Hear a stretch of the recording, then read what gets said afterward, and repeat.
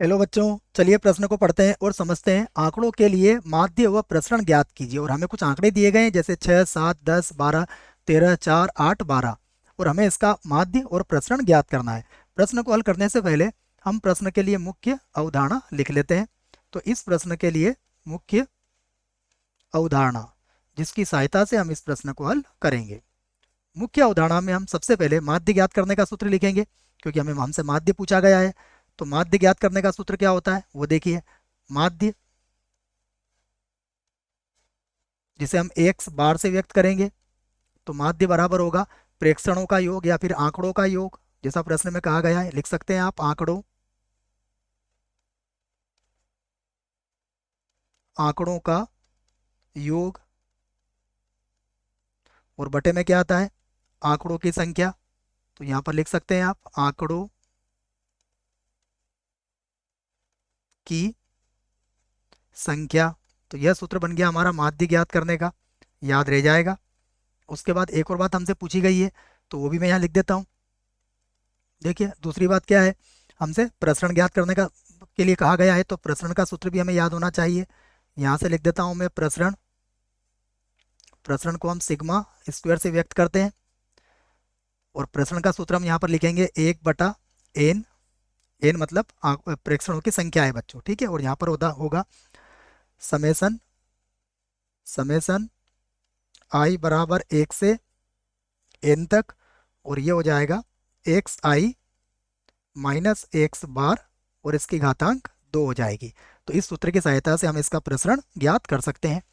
आइए अब हम जो आंकड़े दिए गए हैं उससे संबंधित सारणी यहाँ पर बना लेते हैं। तो मैं इससे संबंधित सारणी बना लेता हूँ। पहले आंकड़े देख लेता हूँ मैं, 1, 2, 3, 4, 5, 6, 7, 8 है।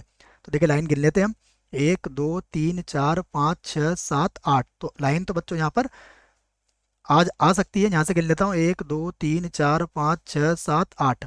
तो चलिए यहाँ से यहीं पर इसको बनाने का प्रयास करते हैं। तो सबसे पहले क्या लिखेंगे हम, एक्स आई के मान।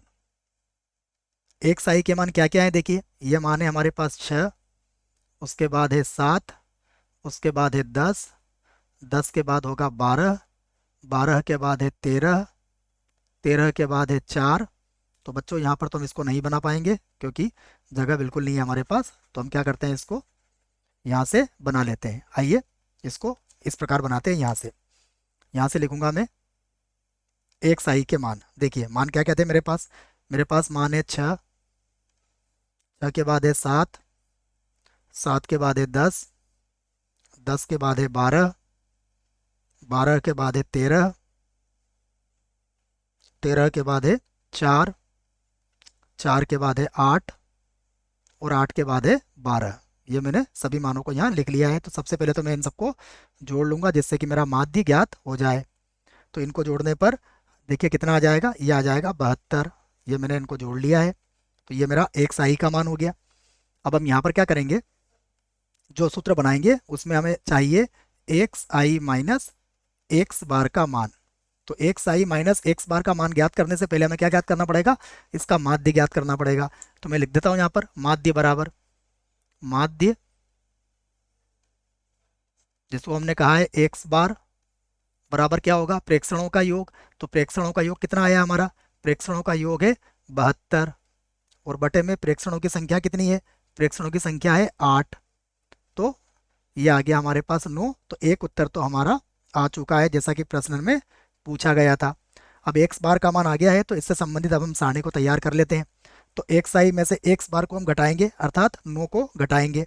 तो सबसे पहले बचेगा माइनस का 3, उसके बाद बचेगा माइनस का 2, घटा सकते हैं आप।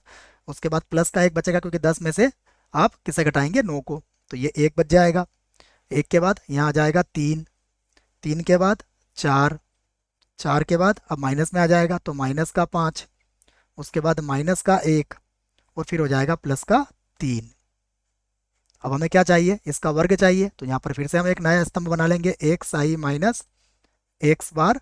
और एक्स बार का क्या हो जाएगा, वर्ग हो जाएगा। तो वर्ग देखिए, -3 का वर्ग 9, फिर -2 का वर्ग, ये हो जाएगा 4, फिर 1, उसके बाद 9, उसके बाद हो जाएगा 16, उसके बाद होगा 25, उसके बाद प्लस का 1 और फिर हो जाएगा 9।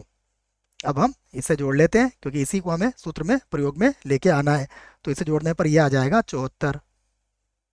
ये हमने लिख दिया है। अब हम प्रसरण का सूत्र लिख के उसको ज्ञात कर सकते हैं। तो अब हम लिखेंगे प्रसरण बराबर प्रसरण, और प्रसरण का सूत्र क्या लिखवाया आपको, 1/n, उसके बाद होगा समेसन i बराबर 1 से n तक एक्स आई माइनस एक्स बार और इसका वर्ग है।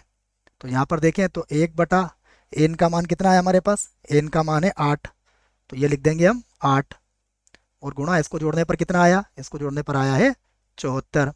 74 को 8 से भाग लगा देते हैं, तो दशमलव के 2 स्थानों तक हम इसका भाग लगाया, पूरे भाग चला गया है बच्चों, ये हो गया 2, 5। तो ये एक उत्तर और हमारा इस प्रश्न के लिए आ चुका है। दोनों ही उत्तर हमने दे दिए हैं। आशा करता हूँ आपको इस प्रश्न का उत्तर समझ में आया होगा। धन्यवाद।